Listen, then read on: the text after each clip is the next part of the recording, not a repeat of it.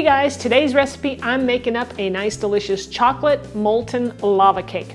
Now this is an individual cake that when you serve it up right out of the oven, you want it nice and warm, and this chocolate lava comes flowing out, and it's beautiful and it tastes delicious. So I'm Rockin' Robin, and I'm going to show you how to do it right after this.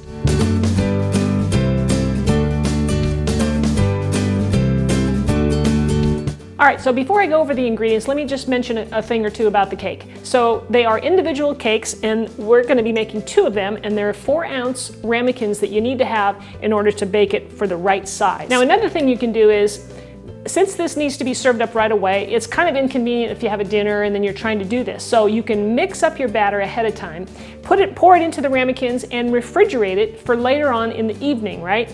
So then you bring it out, you want it to sit at room temperature before you actually put it in the oven. So let's go over the ingredients. So we're gonna need some quality chocolate for this recipe, guys.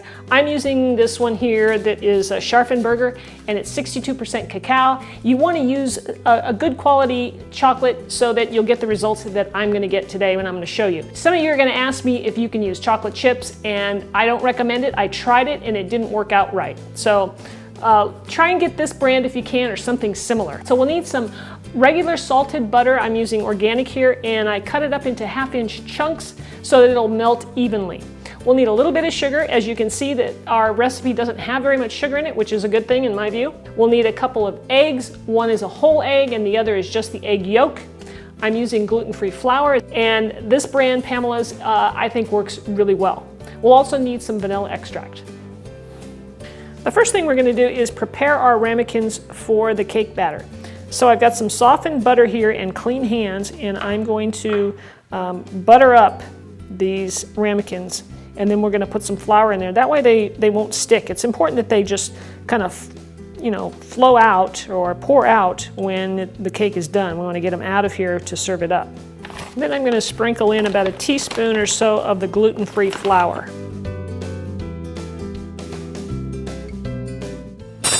And then you're just gonna kind of rotate your ramekin around so that the flour coats all the way up the sides.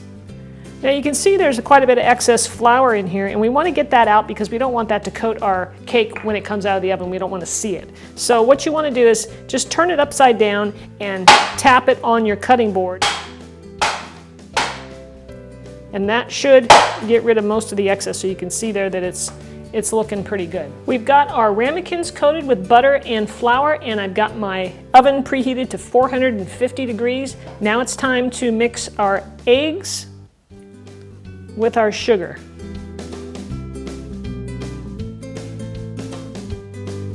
Add a 1/4 teaspoon of vanilla extract. And we're gonna mix this up on medium-high until it's gonna get thick and fluffy.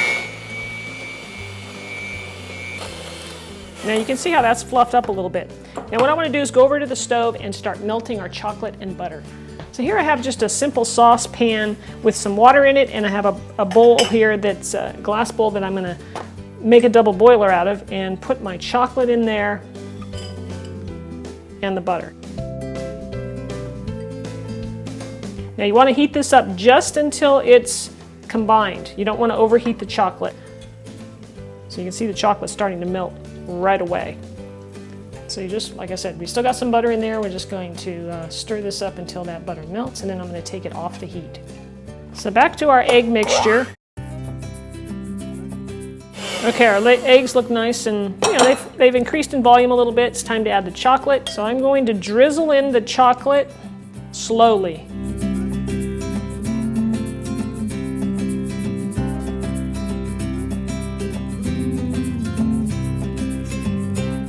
Now I'm going to put in the flour, and I'm going to do it with my other whisk and just stir it in. Okay, so I'm going to pour that in and just mix in that flour. That flour is going to make this, give it some structure. You don't need too much, you just need a little bit. Now you can get all the ingredients down below in the description, guys, so just make sure you click that button below the video where it says show more. Okay, once that's all mixed in, that's good. We're ready to fill the ramekins.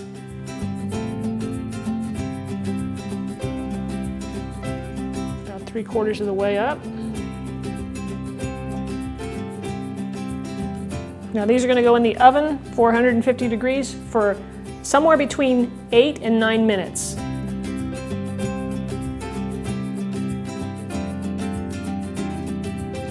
Here's our beautiful little cakes. I'm just pulling them out after 9 minutes. All right guys, I'm going to show you how I get this out of the ramekin. So I'm just going to run a little spatula here around it. It's pretty loose because of the nice butter and flour that we put in there. And then, so I'm holding this because it's really hot with a hot pad, right? So you're going to put your plate over it and then you're going to invert it like that. Whoops. Okay, now hopefully it will release correctly. It's always a surprise, you never know. All right, so here we go. You can put, like I'm going to do here, I've got some powdered sugar, so I'm just going to sprinkle that right over the top. And you can serve this up with either ice cream or I've got some whipping cream here that I whipped up real quick, and it's delicious. So I'm just going to put some of that on the side there like that. All right, are we ready to dig in? Let's check this out. Now hopefully you can see how the lava isn't flowing out. Now I cooked this for 9 minutes, guys. If you went 8 minutes, it probably would be a little more fluid, but it's still nice and soft in there. And I'm gonna take a taste because I love chocolate. I'm in heaven. Oh man, that's good. I love chocolate cake. And I love the fact that it's nice and warm, and it's just so, oh, it's wonderful. You get your cream there. The lava part is almost, I want to say, kind of like pudding, only better. Yeah, I really like this. This is really good. I really hope you enjoyed this recipe. Please share it. Give me a thumbs up. Leave me a comment. You know, if you have any recipe requests, leave them down below in the comment section. And don't forget to get the full recipe down below in the description, okay? Click that button where it says, you know, show more, and you'll see all my links and all kinds of information down there. So thanks again for watching, everybody. I really do appreciate it, and we'll see you next time.